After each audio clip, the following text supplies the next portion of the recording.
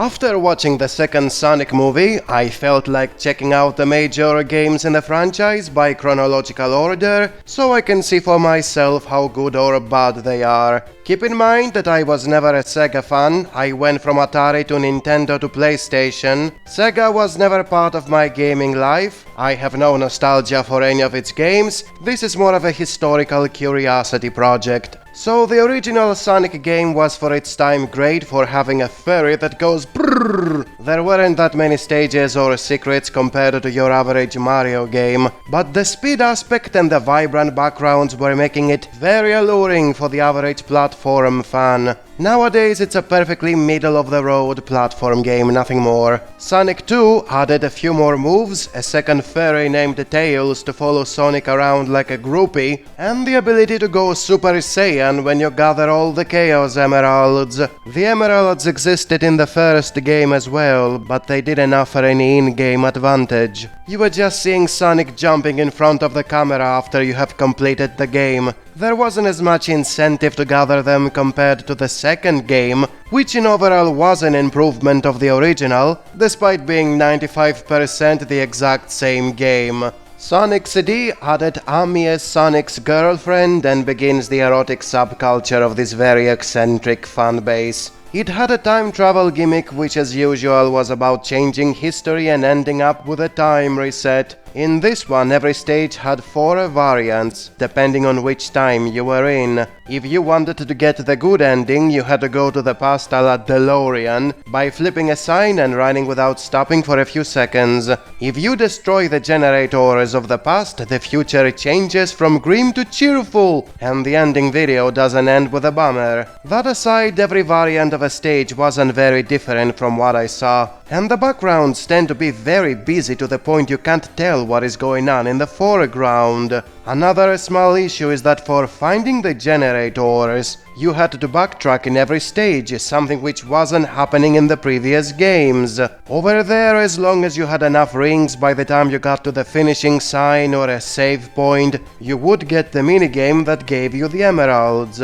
Over here you had to be constantly going back to find the generator, which meant doing a constant zigzag both in time and in space. This wasn't the main appeal of the games, it's Sonic going brrrr. Also, just like in the first game, you weren't getting something gameplay-wise by doing all that. It was just for an ending video. There was no incentive to do the dumb time travel thing every time you play the game, effectively taking away its main gimmick. Overall not bad, but certainly more frustrating to play than the first, and thus gets a slightly lower score. Also, fuck time resets, it's a stupid plot device that ruins the plot. Also, it was originally made for the Sega CD, which meant you had to pay a lot of extra money back then for something that wasn't worth it in the long run. It was a greedy move by Sega for prolonging the life of the Mega Drive. Sonic 3 expanded the roster by adding Knuckles as a rival and the gameplay with Hyper Mode that essentially made Sonic immortal when he gathers the emeralds twice. It was too big to fit in one cartridge and had to split in 2 games, with the second one being Sonic and Knuckles. You can play them individually, but they will feel short and incomplete. It was an issue if you didn't know you had to merge the 2 games, or if back then you couldn't find both to play. And even if you found both, you were essentially paying twice for the same game, so the limitation in technology prevented the game from being more memorable and better received.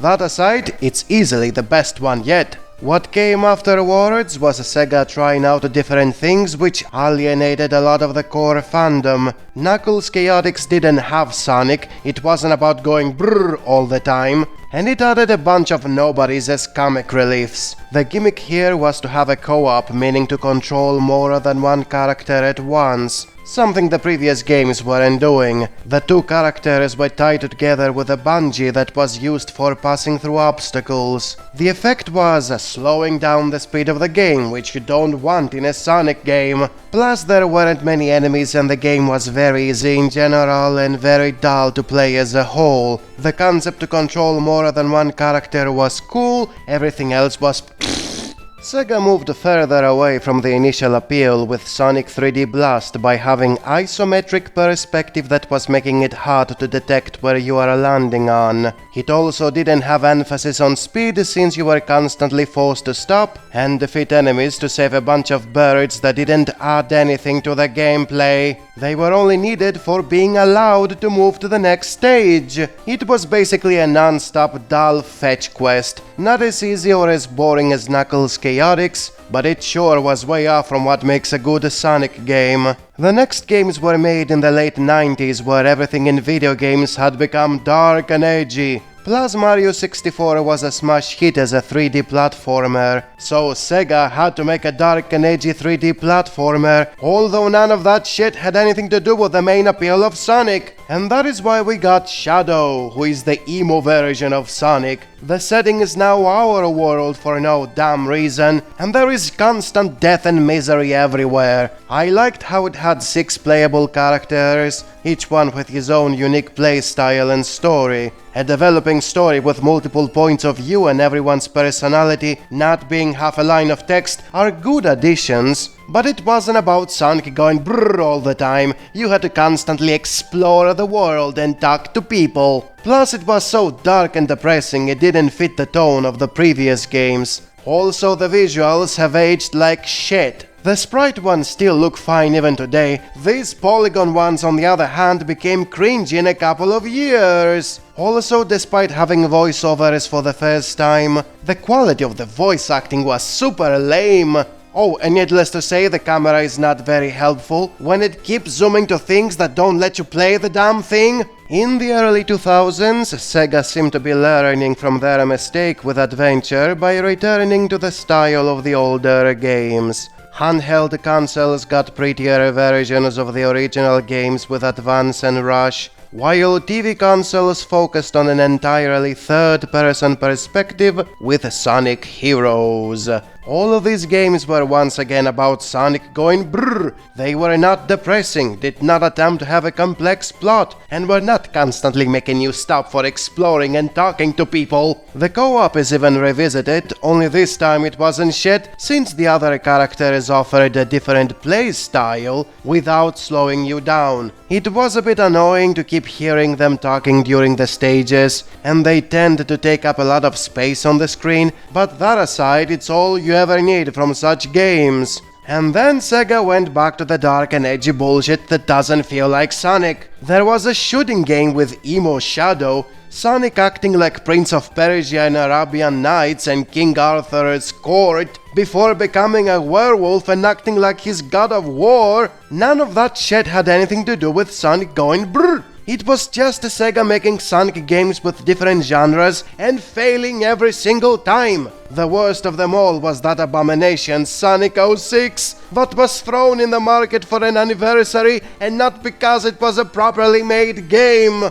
Even if you could stand the dark and edgy bullshit, even if you didn't facepalm with the horrible time reset bullshit plot, even if you didn't cringe at Sonic having a romantic relationship with a human girl while cheating on Ami, you still wouldn't be able to play the damn thing properly. It was constantly bugging out, since they rushed it out on the stores for a meaningless anniversary. Instead of prioritizing quality, they went for nostalgia and hype, and it backfired horribly because everybody's making fun of the franchise ever since. As if they learned from their mistake for the second time, they returned to a more classic form with colors. This one was combining 2D side-scrolling with third person, thus had the best of both worlds.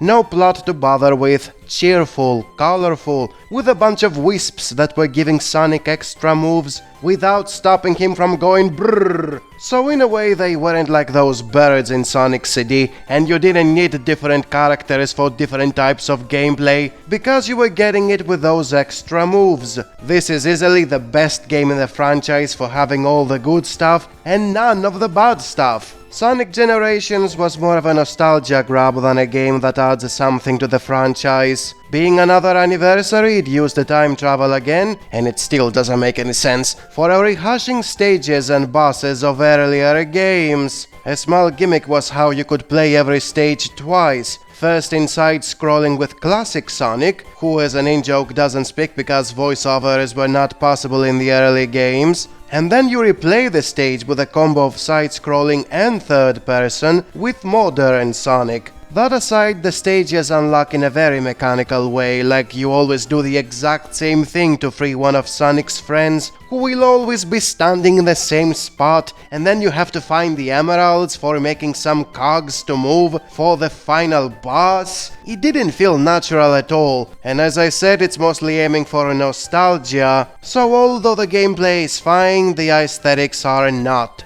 Sonic Lost World was pretty much another colors, with the added gimmick of being pretty much like Mario Galaxy as well. Every stage is like a sphere or a cylinder, so the center of gravity is constantly shifting and making it visually very impressive. It's also a Nintendo ego stroke, since many stages feel like Donkey Kong, and there are bonus stages from Yoshi and Zelda games that are there just for promotion. Just like in Generations, the world feels artificial. Despite being part of nature, the stages feel like they were made by a machine. It's still not much of a problem, I loved it as a whole, and it's another one of the best games in the franchise. Sonic Mania is another callback to the original games, and as of now, it's the best nostalgia grab of them all, since it was made by people who were making fan-made ROM hacks of Sonic games for many years and who loved adding secrets and complexity to them. Thus, although you are not going to get something new, you can skip the originals and play this one instead for making the best with the assets of those games. The last game as of now is Sonic Forces, which lets you create your own custom-made fairy so you can self-insert better. This doesn't mean shit for the gameplay, it's just fan service for the creepy fans of this horrible fandom. The gameplay is fine, far more action-oriented, since there is a robot invasion going on, but at least it's not taken away from the speed. Unfortunately, the atmosphere is again dark and edgy. When will they learn? Sonic and Grimdark don't go together, especially when you have the world being about to be completely annihilated and the stories constantly rubbing on your face. The power of friendship and stupid baby food themes like "Be brave, don't be afraid, you can do it." Meanwhile, the villains don't kill Sonic over a dozen times because he's not worth it or some bullshit. It's not like he stopped Robotnik 50 times so far. Just leave and don't kill him. He's powerless. What horseshit plot armor is this? Also, whenever you think you are making progress, the villains are conveniently using a backup of a backup of a backup plan with no foreshadowing and no point other than subverting your expectations. The game is constantly making fun of your intelligence, and all it gives you in return is an OC fairy to self-insert in this cringe. Fuck that shit!